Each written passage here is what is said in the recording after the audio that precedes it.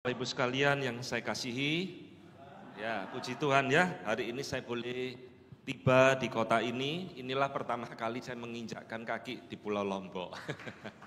Ya, puji Tuhan. Hal biasanya Pak Cai mengundang saya di Surabaya di GKT Hosana. Kita sudah lama berkenalan, saya sering khotbah dan mengisi di sana ya. Puji Tuhan, hari ini saya diberikan kesempatan untuk boleh membagikan firman Tuhan. Di dalam momen reformasi ini, kita akan berbicara tentang doa ya. Mari kita berdoa terlebih dahulu. Bapa di dalam surga, kami bersyukur malam yang indah ini Tuhan mempertemukan kami kembali. Kami boleh berkumpul bersama-sama untuk diisi oleh kebenaran firman Tuhan. Kami menyerahkan waktu yang Tuhan sudah berikan ini, biarlah tidak berlalu dengan sia-sia. Ada berkat yang Tuhan mau berikan kepada kami, yang akan mengubah pemikiran kami, konsep kami, dan juga aplikasi kami di dalam berdoa.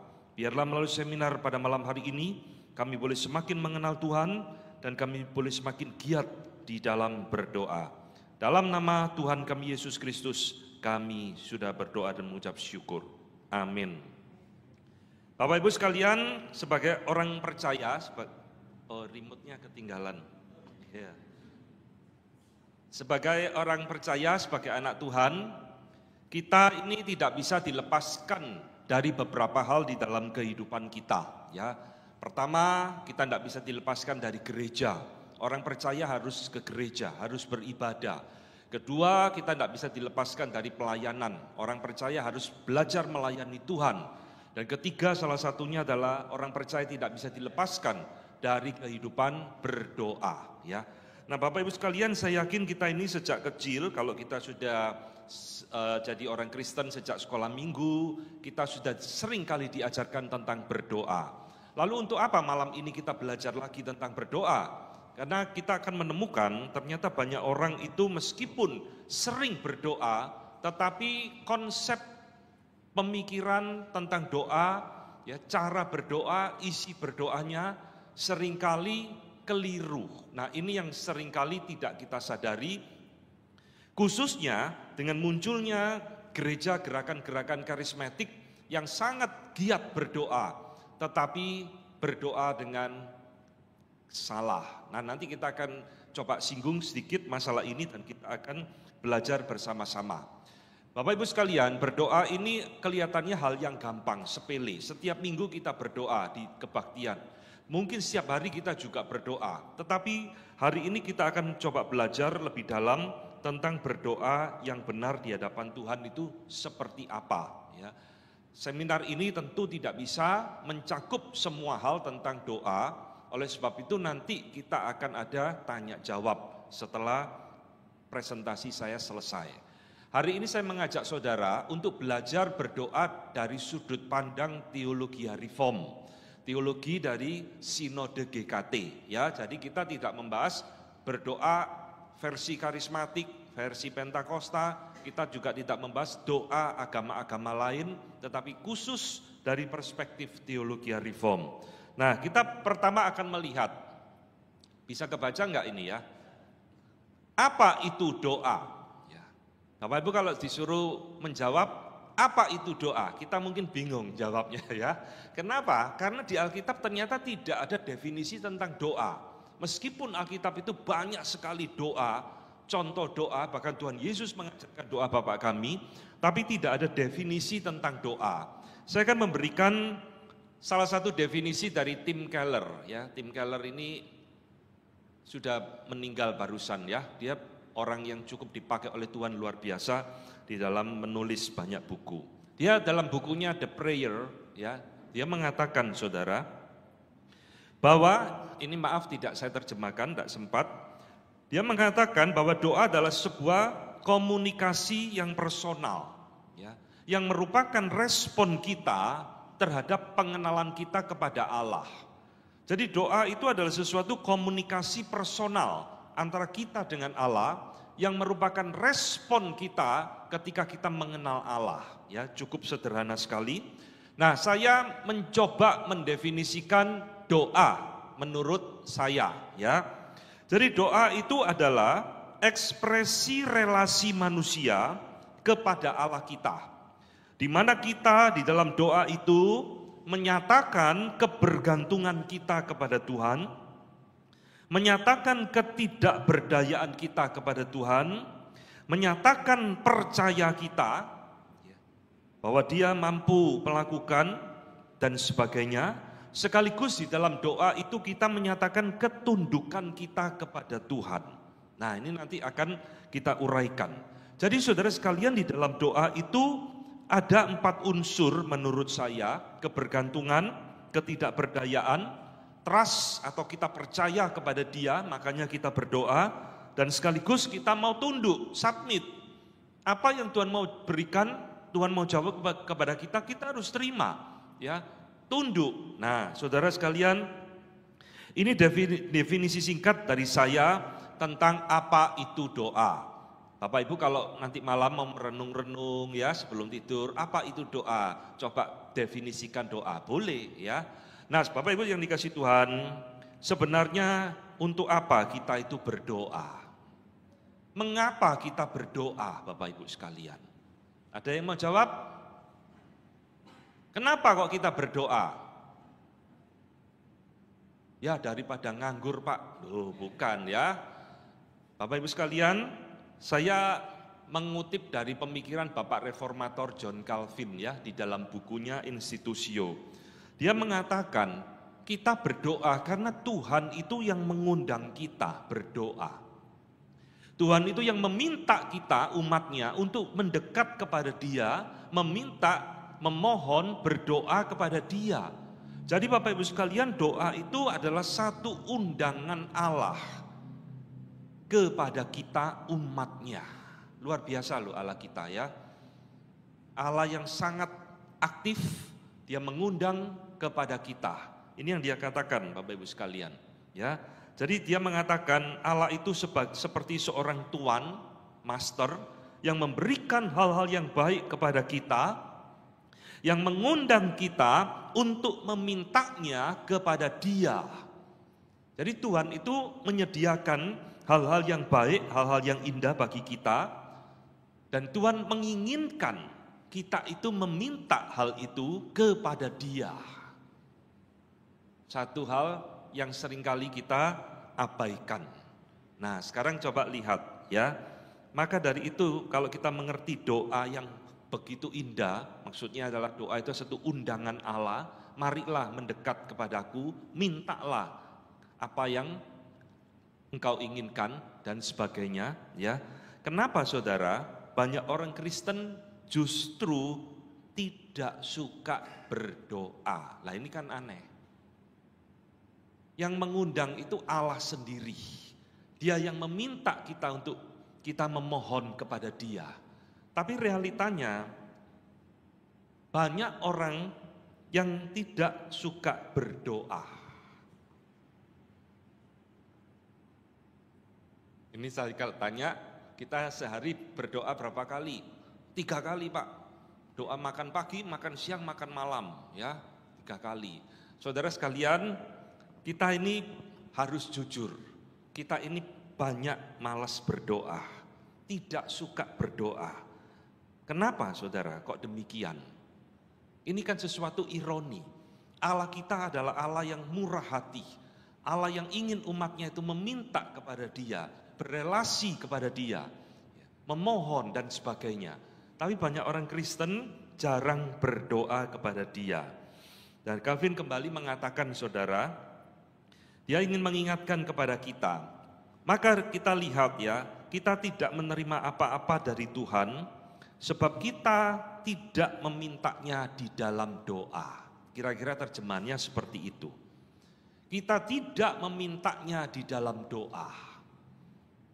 Kenapa? Karena Tuhan sendiri, Dia mengatakan, yang memberikan firman di dalam Matius 7, mintalah akan diberikan kepadamu, carilah kamu akan mendapat, ketoklah pintu akan dibukakan bagimu. Nah, ayat ini ayat yang sangat indah sekali, termasuk menjadi ayat yang problematik. Problematik artinya ayat ini seringkali disalah tafsirkan, disalah aplikasikan oleh gereja-gereja tertentu. Lihat, Tuhan nyuruh kita minta, ya, kita akan diberi semuanya. Nanti kita akan lihat saudara bagaimana kita mengaplikasikan konsep doa ini dalam hidup kita. Nah, ini adalah problem pertama yang kita temukan saudara. Ternyata banyak anak Tuhan yang kurang rajin berdoa, kurang rajin mau berelasi dengan Bapa di surga dengan doa. Tetapi problem kedua ini kebalikannya, ekstrem kiri dan ekstrem kanan. Perhatikan, ada orang-orang Kristen yang sangat rajin berdoa, Bapak Ibu sekalian, ya, berdoanya sangat getu sekali, wah berapi-api. Bahkan kalau kita tahu di Surabaya itu ada gereja yang berdoa jam 5 pagi itu, wah sudah ngantri di mall. Ya, doanya di mall karena gerejanya di mall. Wah jam 5 pagi ngantri, berdoa sampai sesek, ganti-gantian orang berdoa. Ya, nah saudara, ironi yang kedua saya sebut sebagai banyak orang Kristen itu rajin berdoa, tapi salah berdoa. Nah ini yang harus kita ingat baik-baik. Ternyata berdoa itu bisa salah Bapak Ibu sekalian. Rajin berdoa, sering berdoa, tapi berdoanya keliru. Keliru caranya, keliru motivasinya, keliru isinya, macam-macam, pokoknya keliru semuanya. Mengapa ini bisa terjadi Bapak Ibu sekalian?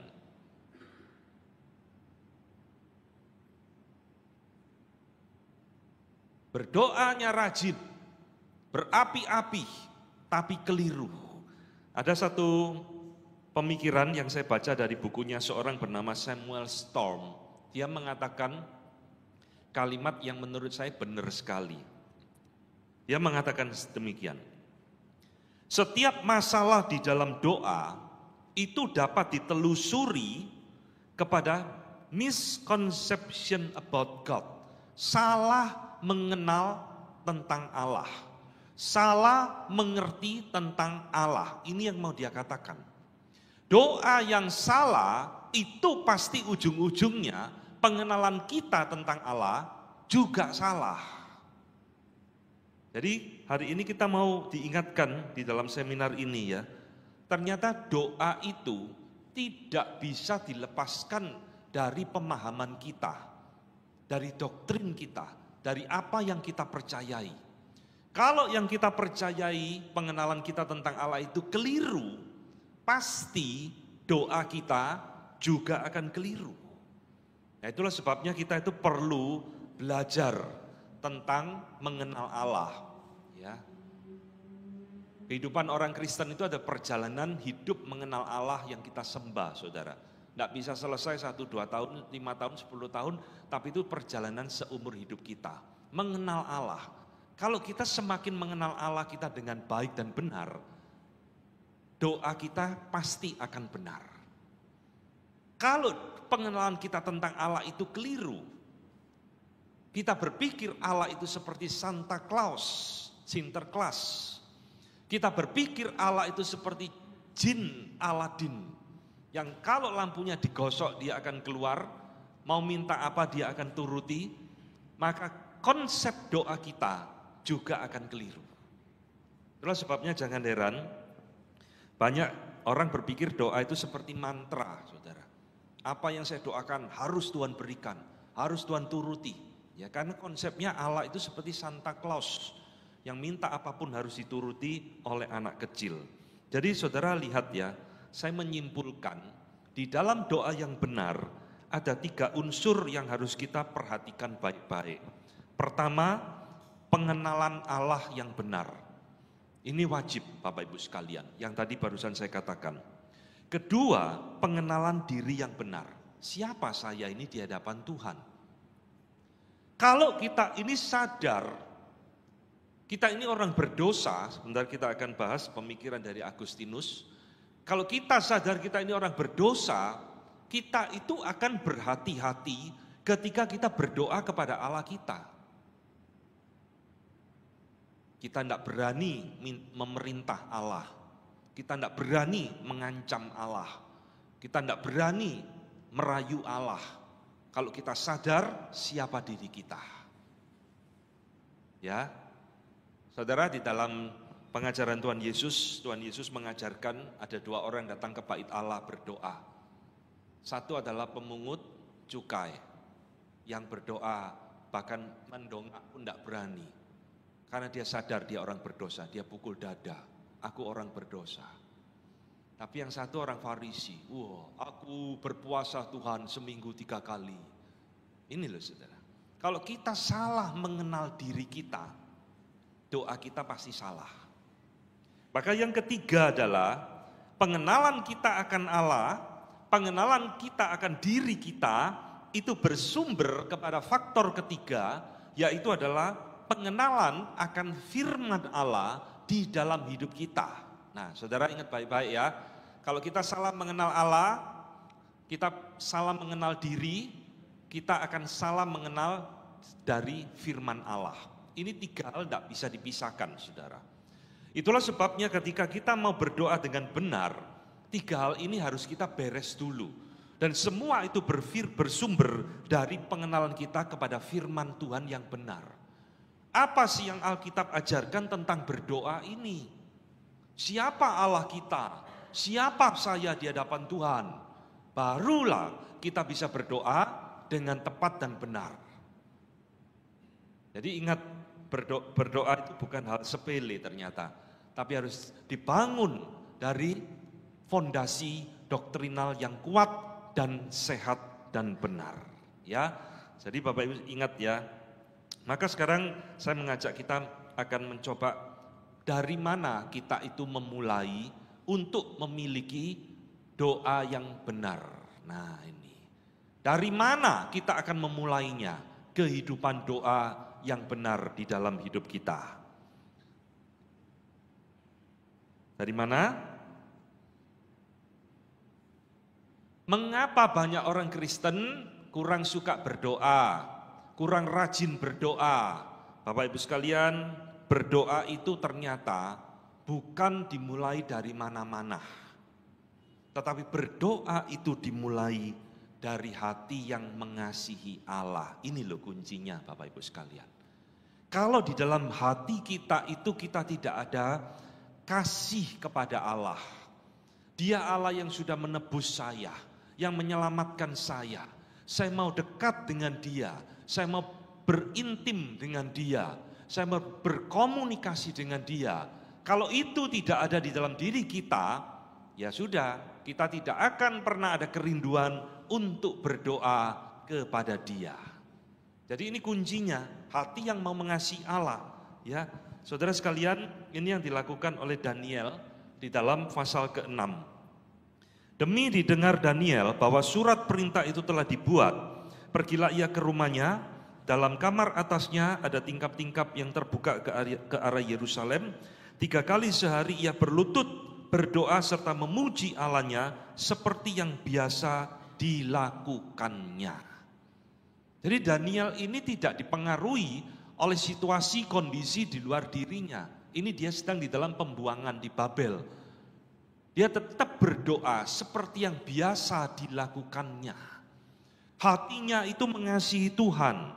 Hatinya itu ingin dekat kepada Tuhan. Maka itu menjadi bahan bakar di dalam diri seorang anak Tuhan untuk dia mau berdoa, mendekat kepada Allah. Kalau kasih kita kepada Allah itu tidak ada, ya kita tidak akan ada kerinduan, dorongan untuk mau berdoa Bapak Ibu sekalian. Jadi kalau kita digali lebih dalam, kenapa kok hati kita tidak mengasihi Allah? Kenapa hati kita ini tidak ada kerinduan untuk berdoa? Nah ini ya, kenapa kok hati kita tidak mengasihi Allah? Sehingga tidak ada satu kerinduan, dorongan kepada kita untuk berdoa kepada Dia dalam kehidupan kita. Saudara, banyak orang Kristen berdoa kalau hanya ada masalah, ya. Berdoa kalau sakit, berdoa kalau ada problem dan sebagainya. Tapi kalau hidupnya lancar, ya sudah tidak usah berdoa. Nah itu Tuhan jadi jin lampu Aladin, saudara. Dibutuhkan kalau ada masalah.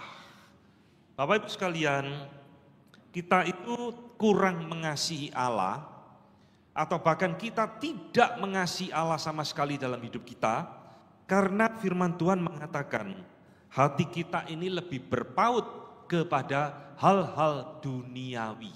Nah ini, janganlah kamu mengasihi dunia dan apa yang ada di dalamnya, sebab jikalau orang mengasihi dunia, maka kasih akan Bapa tidak ada di dalam orang itu.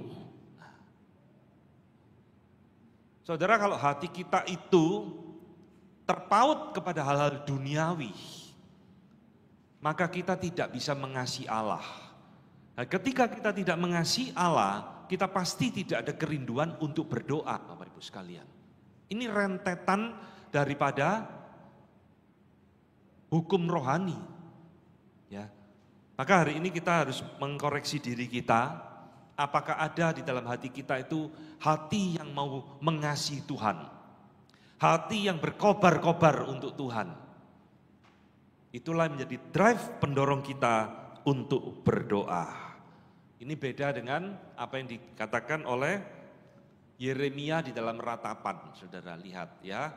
Yes. Nah, Tuhan adalah bagianku, kata jiwaku. Oleh sebab itu aku berharap kepadanya. Saudara, Yeremia melihat Tuhan itu bagian dari jiwanya dia. Sehingga dia terus berharap berdoa kepada Tuhan. Jadi kalau Tuhan itu cuma on off, timbul tenggelam di dalam hidup kita, kita tidak akan ada satu dorongan untuk mau dekat, untuk mau berdoa kepada Dia. Dia harus menjadi sesuatu bagian di dalam hidup kita sebagai orang percaya. Ya, ini yang juga dikatakan oleh Daud. Lihat saudara, bagaimana Daud di dalam kehidupannya, dia berdoa seperti ini. Satu hal telah kuminta kepada Tuhan, itulah yang kuingini, diam di rumah Tuhan seumur hidupku dan menyaksikan kemurahan Tuhan dan menikmati bait-Nya. Orang yang mengasihi Tuhan, dia akan selalu ingin dekat dengan Tuhan. Salah satunya adalah melalui berdoa. Kalau kita itu suka akrab dengan seseorang, kita tentunya ingin ngomong-ngomong dengan orang tersebut. Betul enggak? Ya, analoginya seperti itu, sederhana sekali. Kalau kita tidak suka dengan seseorang, kita juga akan menghindari bercakap-cakap dengan orang tersebut. Demikian juga kita dengan Tuhan, saudara. Kalau Tuhan itu menjadi bagian di dalam hidup kita, menjadi sesuatu yang melekat di dalam hidup kita, maka kita akan terus-menerus ada satu dorongan untuk mau berdoa kepada Dia. Nah, sekarang saya akan ajak saudara melihat dan belajar bagaimana yang diajarkan oleh orang-orang reform, ya, tentang berdoa yang benar itu seperti apa. Kita akan belajar dari Agustinus, belajar dari John Calvin dan sebagainya. Saudara-saudara, Agustinus mengajarkan kepada kita, ketika orang percaya itu mau datang kepada Tuhan, berdoa kepada Dia, maka Agustinus mengingatkan, kita harus jadi orang miskin di hadapan Allah. Orang miskin artinya apa? Berarti kita itu datang dengan kesadaran kita ini bukan siapa-siapa. Ya, ini tadi saya katakan, mengenal diri. Ketika kita datang menghadap raja, kita tahu kita ini siapa. Ketika kita datang menghadap Tuhan, kita juga harus sadar kita ini siapa. Dan Agustinus mengatakan, kamu harus datang seperti seorang yang miskin. Seperti seorang pengemis di hadapan Tuhan, tidak punya apa-apa, tidak punya kekuatan apa-apa, tidak ada sesuatu yang patut saya banggakan di hadapan Tuhan. Ini yang dia katakan, saudara, ya. Maka dia mengingatkan, kamu harus menganggap dirimu sebagai orang desolate, itu orang miskin, orang yang terasing di dalam dunia ini. Tidak peduli berapa banyak uang yang engkau miliki. Artinya kira-kira seperti itu. Jadi kita tidak usah membawa kebanggaan diri kita di hadapan Tuhan. Oh Tuhan, saya sudah berjasa kepada Engkau. Saya sudah banyak pengorbanan Tuhan untuk gereja. Saya sudah sering melayani Tuhan dan sebagainya. Saya sudah banyak memberi persembahan Tuhan. Kata Agustinus, singkirkan semuanya itu. Engkau harus datang sebagai seorang yang miskin di hadapan Tuhan. Kenapa saudara sekalian harus demikian? Karena hal-hal duniawi yang kita bangga-banggakan ini, saudara, Agustinus mengingatkan kepada kita di dalam konsep doanya bahwa itu tidak akan pernah memberikan kepada kita rasa bahagia yang sesungguhnya. Saudara, Agustinus mengatakan kalimat yang sangat terkenal sekali ya di dalam bukunya Confession itu, yang seringkali dikutip oleh banyak orang dan itu memang kebenaran, saudara. Bahwa hati manusia itu akan terus gelisah sampai kami menemukan Engkau, barulah itu akan memberikan kebahagiaan yang sesungguhnya. Ini loh saudara.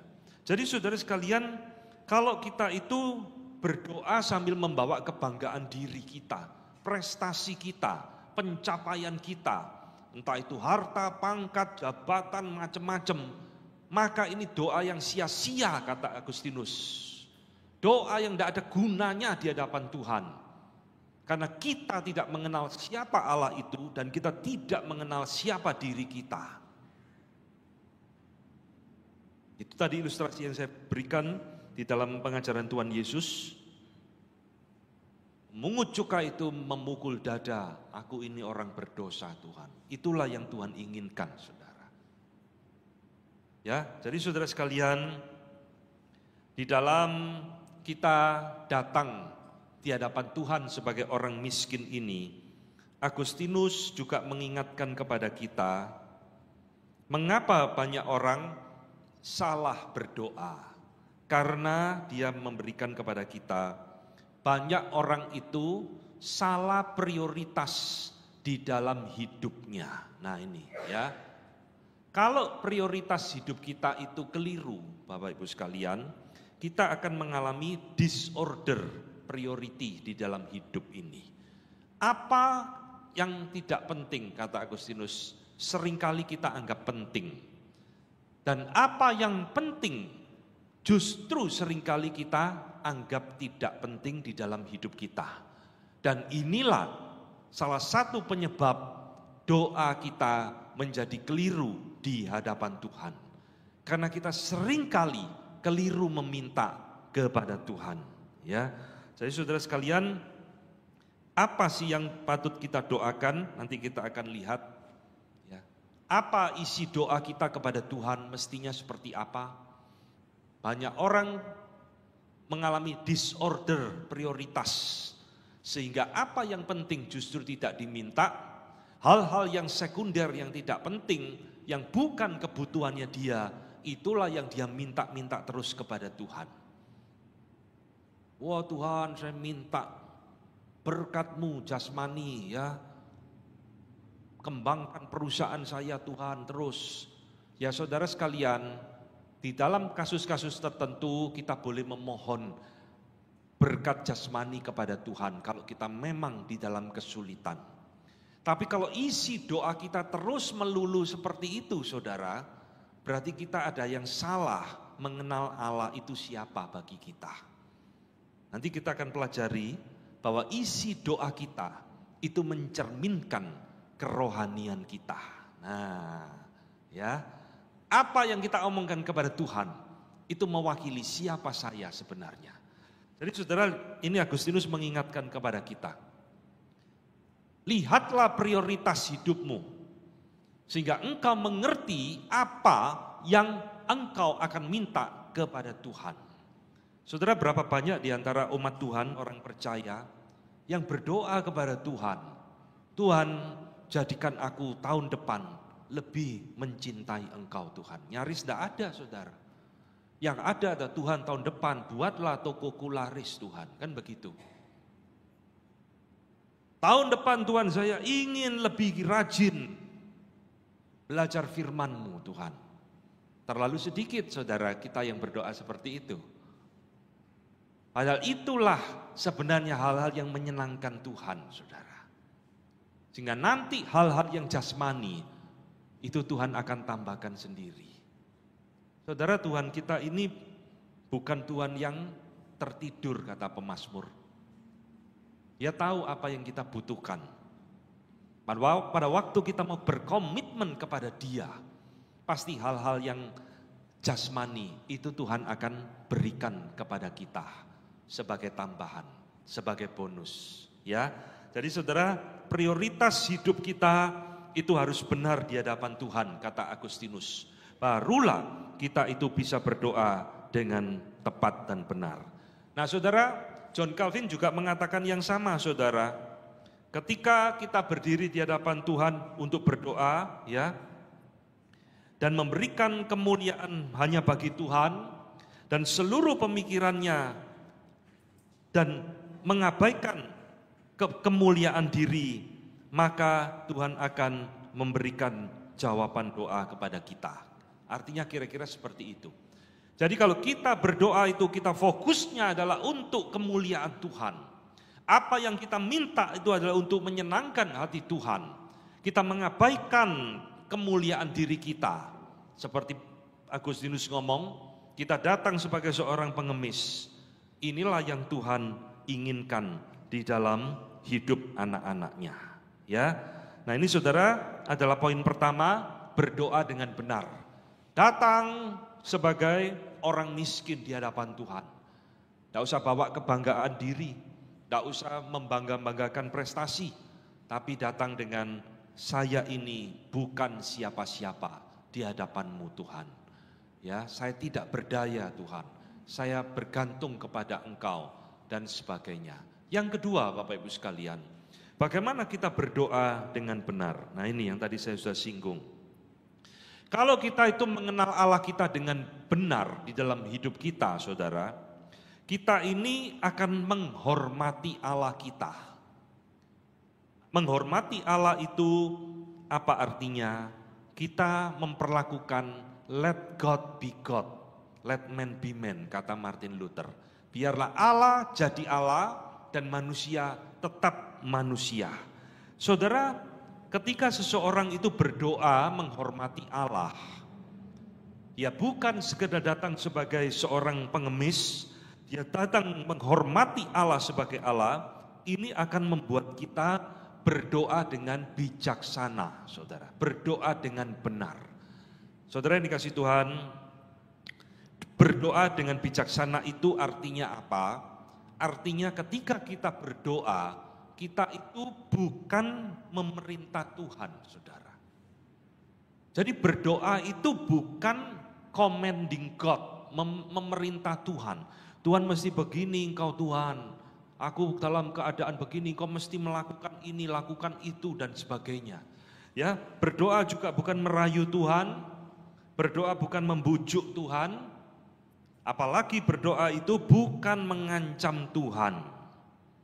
Saudara, inilah yang seringkali terjadi di dalam kehidupan doa, di gereja-gereja tertentu yang menggebu-gebu berdoa, tapi berdoa dengan cara yang keliru. Seolah-olah menganggap Allah itu sebagai pembantu kita, yang kita bisa perintah, kita atur, kita ancam, kita rayu-rayu, sehingga Dia memberikan apa yang kita inginkan, saudara. Ini tidak boleh terjadi di dalam hidup kita, saudara. Ini bukan prinsip berdoa di dalam teologi reform. Menghormati Allah berarti adalah kita memperlakukan Allah sebagai Allah. Saudara boleh memohon, saudara boleh berdoa, tapi tidak boleh mengancam. Saudara, Tuhan Yesus memberikan contoh doa yang paling indah loh di dalam Alkitab, saudara. Ya Bapa, jikalau mungkin lalukanlah cawan ini daripadaku, tapi bukan kehendakku, melainkan kehendak-Mu yang jadi. Itu doa yang sangat menghormati Tuhan.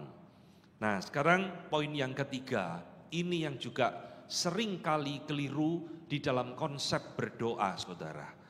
Saudara, berdoa yang benar menghormati Allah.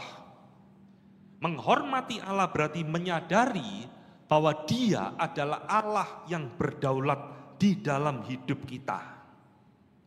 Itulah sebabnya saudara, tujuan berdoa itu bukan untuk merubah kehendak Allah.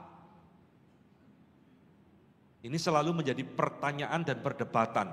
Doa itu merubah kehendak Allah atau bukan?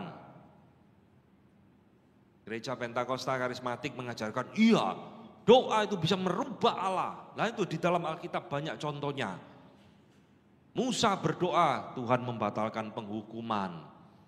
Hizkia berdoa, umurnya ditambahi 15 tahun. Doa merubah ke Tuhan. Saudara benar enggak? Doa bisa merubah Tuhan.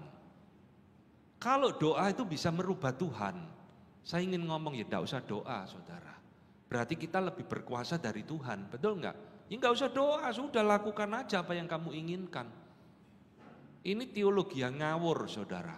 Manusia bisa merubah Tuhan, berarti dia lebih hebat dari Tuhan. Alkitab mengatakan kepada kita, Dia adalah Allah yang berdaulat, saudara sekalian. Ya, jadi tujuan berdoa ingat, bukan Tuhan itu berubah nuruti saya, tapi tujuan berdoa salah satunya adalah saya mau tahu kehendak Tuhan itu apa. Saya mau berubah kehendak saya mengikuti frekuensinya Tuhan, mengikuti kehendaknya Tuhan. Itu doa yang benar, saudara. Seperti doa Tuhan Yesus tadi, jadilah kehendakmu. Bahkan Tuhan Yesus mengajarkan di dalam doa Bapa kami, jadilah kehendakmu di bumi ini seperti di sorga. Berarti bumi manusia yang harus nuruti kehendak sorga. Bukan kehendak Tuhan yang harus nuruti kita, saudara. Jadi saudara sekalian, ini yang Tuhan Yesus berikan contoh, tadi sudah saya singgung di dalam Taman Getsemani. Berdoa itu bukan untuk merubah kehendak Tuhan, tapi kita mau tahu kehendak Tuhan itu apa, dan kita mau berubah mengikuti kehendaknya. Kalau Tuhan suruh kita ke kiri, ya ke kiri. Tidak usah maksa, Tuhan saya mau ke kanan Tuhan. Nah itu bukan doa yang benar, saudara. Itu mulai ngancam-ngancam, mulai merintah-merintah Tuhan. Ya, itu bukan doa yang alkitabiah. Jadi saudara sekalian, kuncinya di sini. Kalau kita itu berdoa dan Tuhan itu menjawab doa kita, saudara, bukan artinya kita berhasil merubah kehendak Tuhan, ya. Tetapi artinya kehendak kita itu selaras dengan kehendak Tuhan. Nah ini ingat baik-baik. Oh doa saya dijawab, berarti saya berhasil merayu Tuhan. Berarti saya berhasil membujuk Tuhan, maka saya dijawab. Keliru. Doa kita dijawab itu bukan Tuhan yang berubah, tetapi karena apa yang kita minta, apa yang kita mohonkan kepada Dia, itu sesuai dengan isi hati Tuhan. Ini yang katakan di dalam 1 Yohanes 5:14.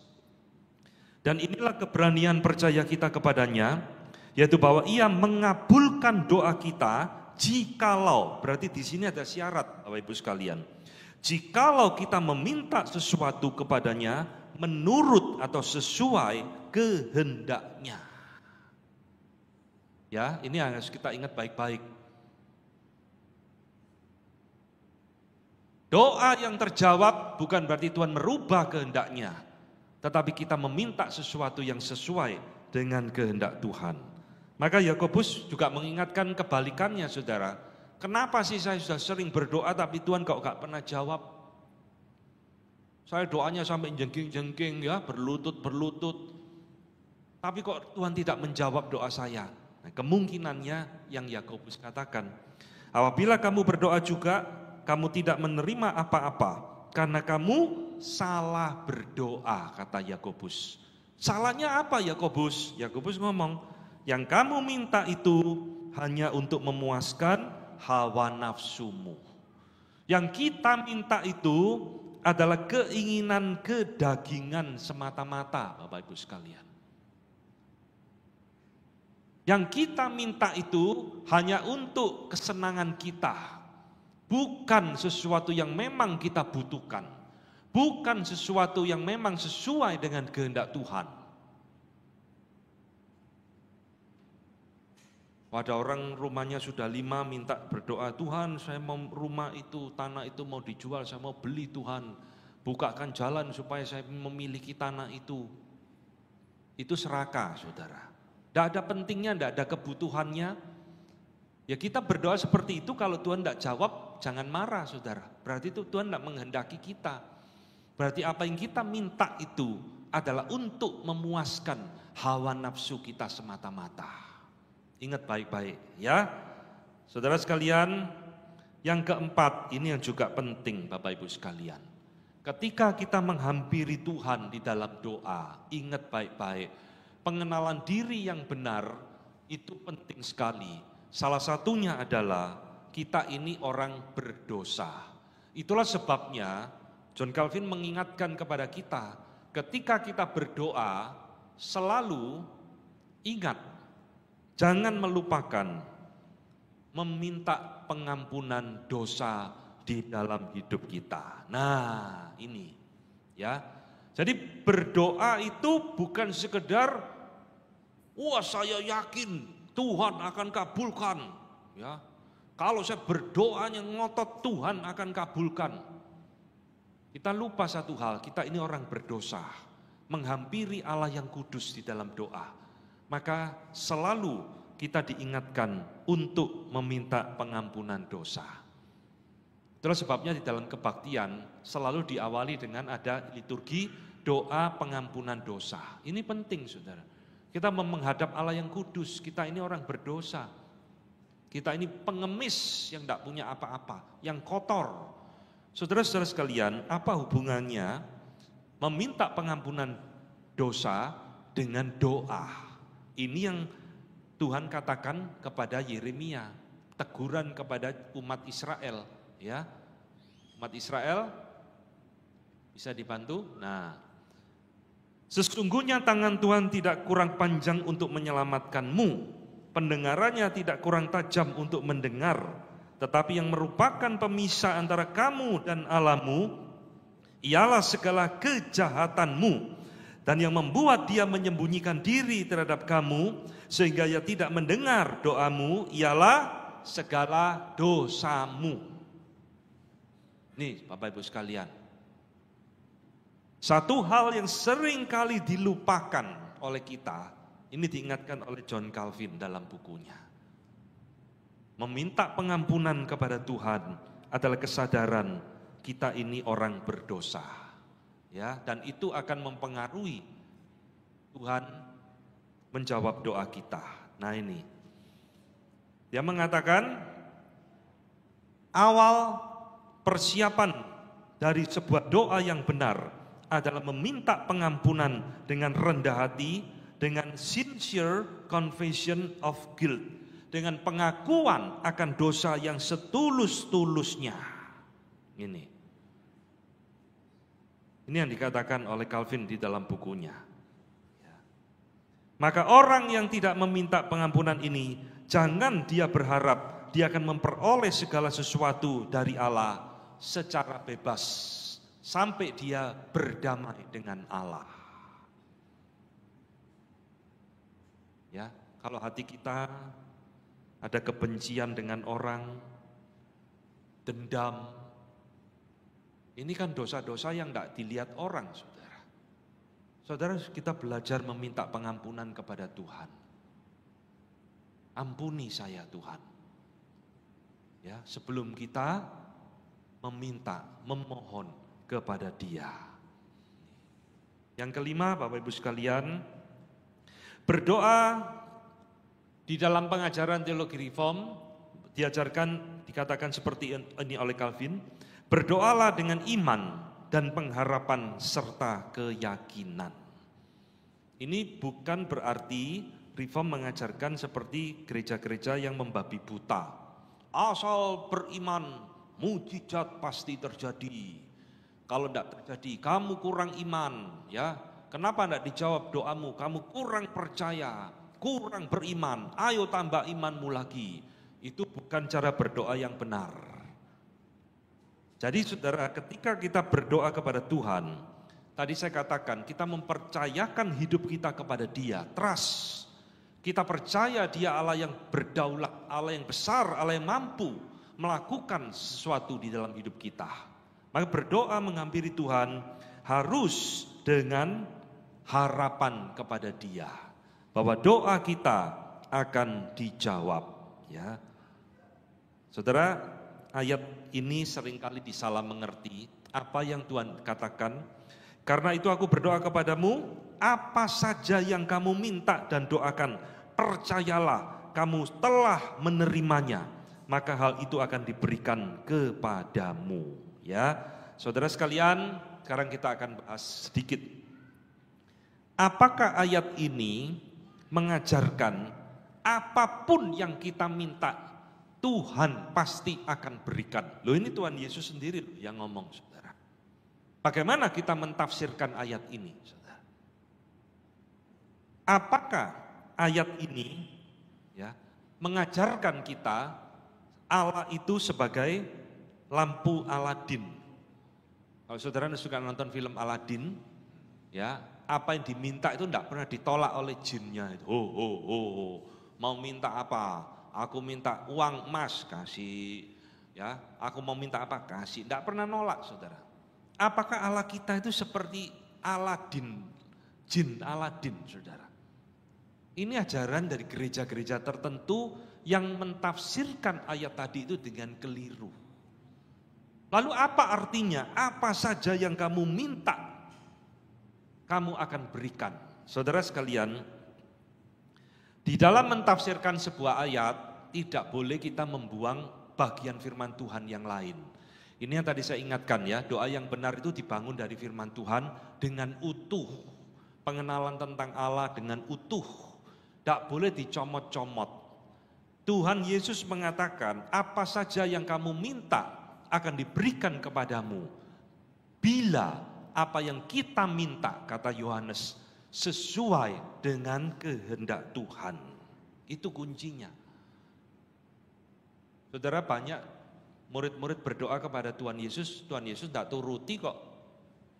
Ingat, Yohanes dan Yakobus berdoa, Tuhan, nanti kalau kerajaanmu tiba, saya mau di kiri, saya mau di kanan. Lah itu kan doa, saudara. Tuhan Yesus turuti enggak? Oh, Bu, beres, kamu nanti di kiri kanan. Tidak, ditolak, kamu enggak tahu apa yang kamu minta. Jadi Tuhan Yesus melanggar omongannya sendiri dong kalau begitu. Tidak, ya. Jadi saudara hati-hati ya di dalam mentafsirkan ayat, kita harus melihat secara keseluruhan di dalam firman Tuhan. Jadi Calvin mengatakan dari ayat itu, Kristus menginginkan kita suatu confidence, percaya yang firm, yang kokoh, yang tidak ragu-ragu ketika kita berdoa kepada Dia, meminta jawaban kepada Dia. Jadi saudara, dia mengatakan kita melihat bahwa Kristus berjanji, tidak berjanji apa-apa kepada murid-muridnya, kecuali mereka, kata Calvin, mereka para murid itu meminta sesuatu di dalam batasan hal-hal yang menyenangkan Tuhan. Good pleasure of God. Bila apa yang kita minta itu menyenangkan hati Tuhan, sesuai dengan kehendak Tuhan, Tuhan yang akan memberikan kepada kita. Waktunya Tuhan, caranya Tuhan, pasti Tuhan akan berikan. Mungkin tidak hari itu, tidak saat itu, mungkin beberapa waktu ke depan, mungkin beberapa tahun, Tuhan akan memberikannya. Ya, jadi saudara sekalian, ini yang kelima. Yang keenam, ini juga penting, saudara. Ini yang seringkali juga saya temukan, banyak kita salah berdoa. Kita ini sebetulnya berdoa itu kepada siapa, Bapak Ibu sekalian? Kalau kita ditanya, sebenarnya kita ini berdoa kepada siapa? Ya, nah,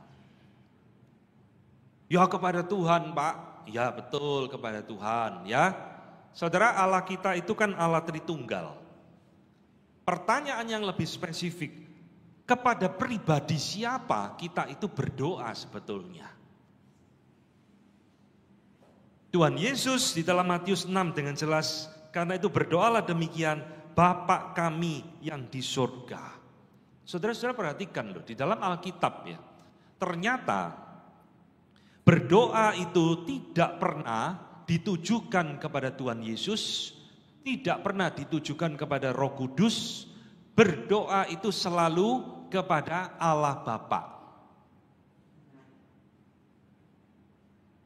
Lalu pertanyaannya, boleh nggak kita berdoa kepada Tuhan Yesus? Boleh. Boleh nggak kita berdoa kepada Roh Kudus? Boleh, karena Roh Kudus dan Tuhan Yesus juga Allah. Tapi Alkitab mengajarkan kepada kita berdoa itu kepada Allah Bapa. Loh, terus Tuhan Yesusnya ngapain? Allah Roh Kudusnya ngapain? Nah, ini penjelasannya ya. Di dalam Alkitab Tuhan Yesus selalu menempatkan diri sebagai mediator, pengantara kita dengan Bapa. Bukan menjadi objek doa. Tidak ada saudara, para murid itu berdoa kepada Tuhan Yesus, tidak ada. Tuhan Yesus mengatakan, sampai sekarang kamu belum meminta sesuatu pun dalam namaku, mintalah, maka kamu akan menerima, supaya penuhlah sukacitamu. Saudara, Tuhan Yesus mengatakan, mintalah sesuatu dalam namaku. Ini loh saudara. Itulah sebabnya kita berdoa selalu dalam nama Tuhan Yesus. Ini jawabannya. Karena Tuhan Yesus itu yang membawa doa kita kepada Allah Bapa. Objek doa kita itu selalu Allah Bapa, di dalam nama Tuhan Yesus, dan di dalam pertolongan dari Allah Roh Kudus. Nah ya, John Calvin mengatakan kalimat bahwa itu tidak bisa dibantah lagi, bahwa itu sesuatu yang jelas, bahwa kita memanggil Allah, ya, tidak memanggil Allah di dalam nama yang lain selain di dalam Yesus Kristus dan seterusnya. Jadi Kristus adalah mediator kita, dan Roh Kudus itu perannya di mana? Roh Kudus itulah yang menolong kita di dalam kelemahan kita untuk membantu kita berdoa dengan benar di hadapan Allah. Jadi saudara mengerti, inilah peran Tritunggal di dalam doa kita. Kita berdoa kepada Bapa di dalam nama Anak dengan pertolongan dari Allah Roh Kudus. Nah saudara, banyak orang berdoa, ya, nanti saudara coba kita refleksi diri, banyak orang berdoa keliru saudara. Sehingga doanya itu tidak jelas ini kepada siapa. Pertama-tama berdoa kepada Allah Bapa, di tengah-tengah nyebut Tuhan Yesus, ya kacau, nanti sebut lagi Roh Kudus, lalu diakhiri dalam nama Tuhan Yesus. Loh ini berdoa kepada siapa? Gitu. Bahkan seringkali saya menemukan doa yang salah. Misalkan berdoa, ya misalkan, ya Bapak, terima kasih engkau telah datang ke dalam dunia. Loh Allah Bapak itu tidak pernah datang ke dalam dunia. Yang datang ke dalam dunia Allah Anak. Ngerti saudara?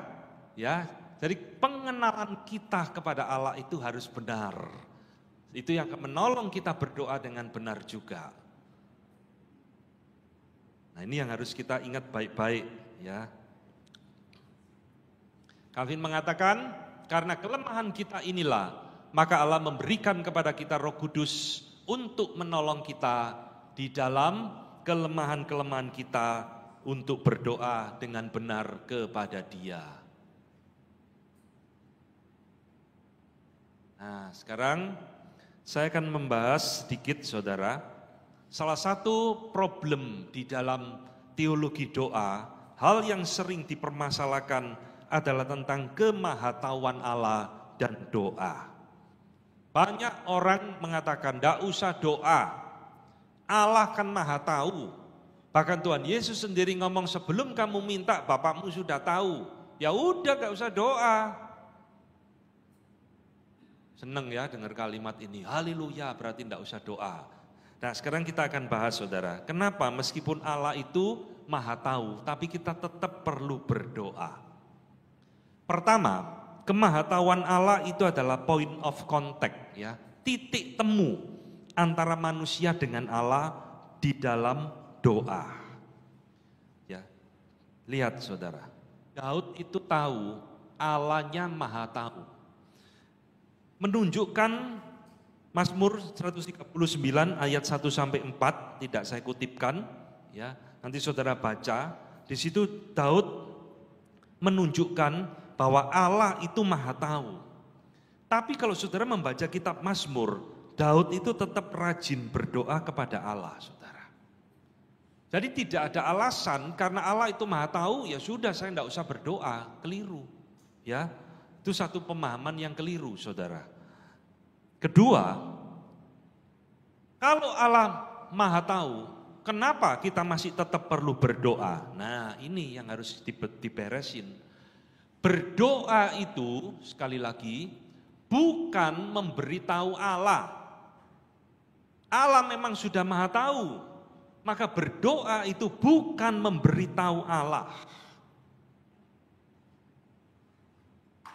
Jadi berdoa itu adalah satu ekspresi kita dengan Allah.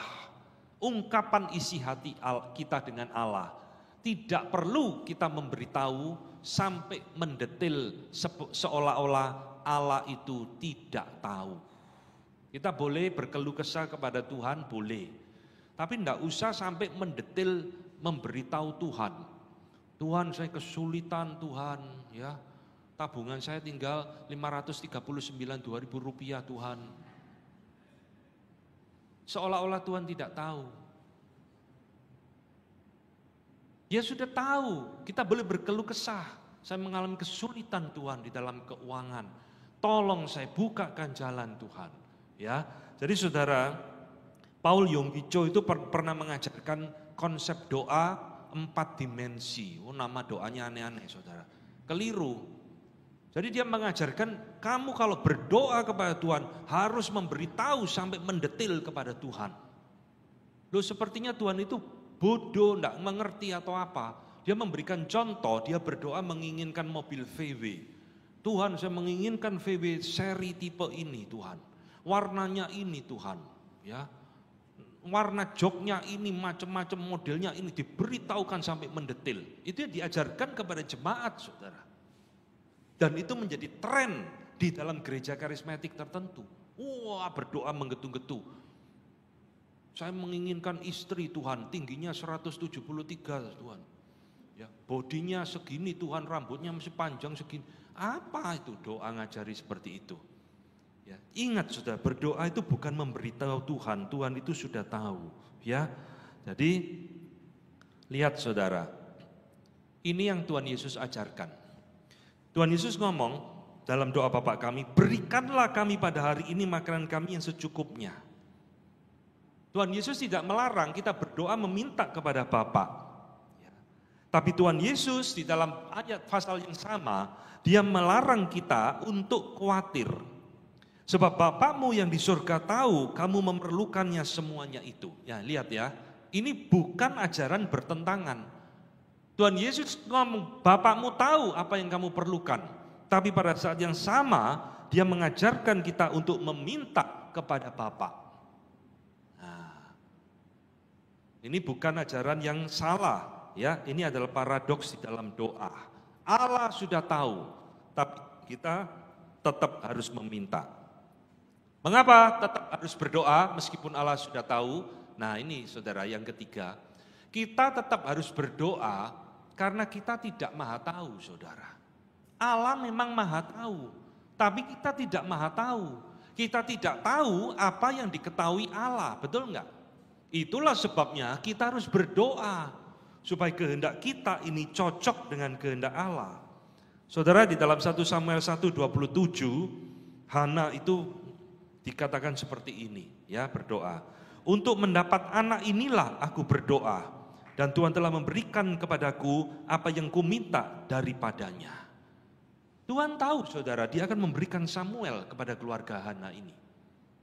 Tapi Hana kan tidak tahu dia bakal punya anak atau tidak. Maka dia berdoa kepada Tuhan, mencari tahu kehendak Tuhan apa.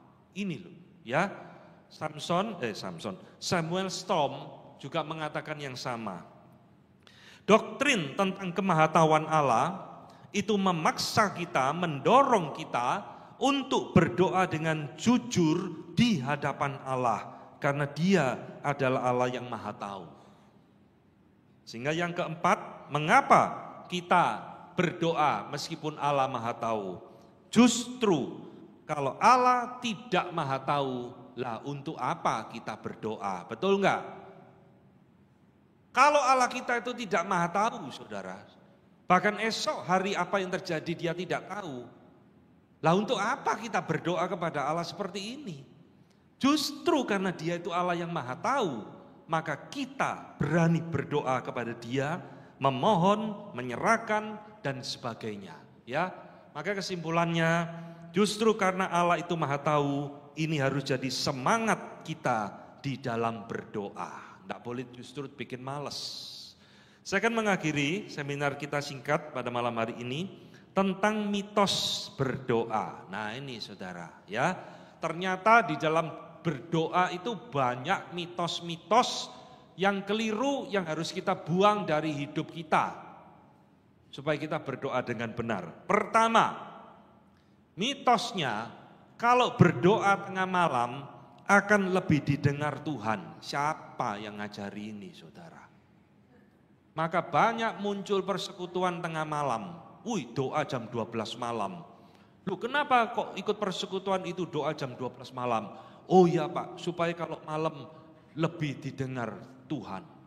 Nah, ya. Ini Tuhan mbok pikir internet ya. Kalau malam kenceng, cuos ngebut gitu. Kalau pagi banyak yang doa, Tuhan bingung mau mendengarkan siapa. Kalau malam orang sudah banyak tidur, maka Tuhan akan mendengarkan doa kita saja. Ngawur, ya. Gak ada berdoa pakai jam-jaman itu. Kedua, mitos yang harus saudara buang. Kalau berdoa rame-rame, akan lebih dijawab Tuhan. Wah, rame-rame teriak-teriak. Wah, Tuhan berebeken. Ya wis, tak turuti gitu kan. Siapa yang ngajari begini? Tuhan Yesus justru menyendiri di taman, berdoa sendiri. Kalau kamu berdoa, masuklah ke kamar, berdoalah kepada Bapakmu, tutup pintumu, tidak usah ada orang lihat. Ya, boleh enggak berdoa di dalam persekutuan doa? Boleh.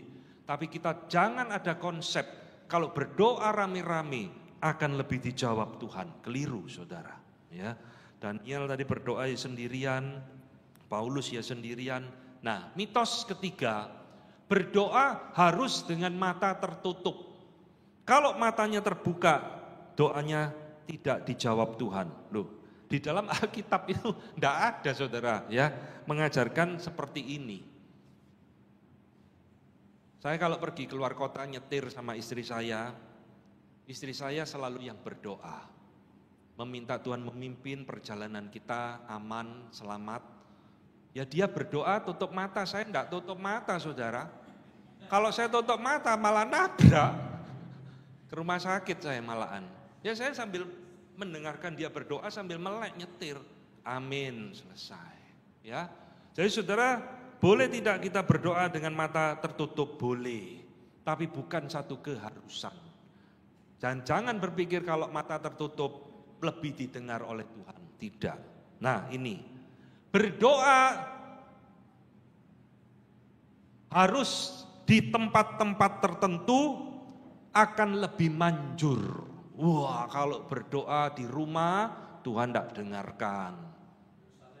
Ya, ke Yerusalem kata Pak Cai. Tokcer doanya, siapa yang ngomong? Ya, berdoa kalau jam-jam tertentu lebih tokcer tadi tengah malam. Berdoa harus ke tempat-tempat tertentu, bukit doa laris. Ya, sudah ke bukit doa jam 12 malam lagi. Ya, pulang-pulang masuk angin, saudara. Tidak ada ajaran seperti itu. Berdoa di mana saja. Kalau kita memang berdoa dengan benar, pasti Tuhan akan mendengar doa kita. Ya, jadi ini mitos-mitos yang harus dibuang. Nah, yang kelima ini juga sama, saudara. Mitosnya adalah doa hamba Tuhan lebih tokcer, saudara. Tidak, saudara. Ya, Saudara itu diberikan hak boleh menghampiri Allah Bapa. Tabir bait Allah itu sudah terrobek, artinya tidak ada penghalang lagi bagi siapapun datang kepada Allah Bapa. Baik hamba Tuhan maupun orang awam boleh berdoa langsung kepada Allah Bapa. Jadi jangan dikit-dikit ngerepoti Pak Cai. Jam 1 malam telepon Pak Cai, Pak tolong saya doakan Pak. Hah kenapa?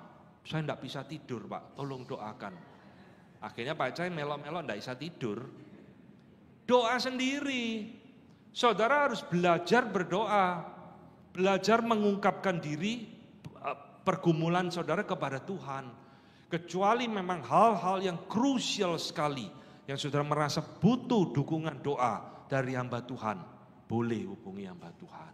Ya, jadi jangan dikit-dikit hubungi gembala, minta didoakan. Ya, kalau jemaatnya 100, Pak Cai tidak ngerjoi apa-apa mendoakan satu persatu. Saudara sekalian, ini adalah beberapa hal yang bisa saya bagikan pada malam hari ini tentang teologi doa. Ya,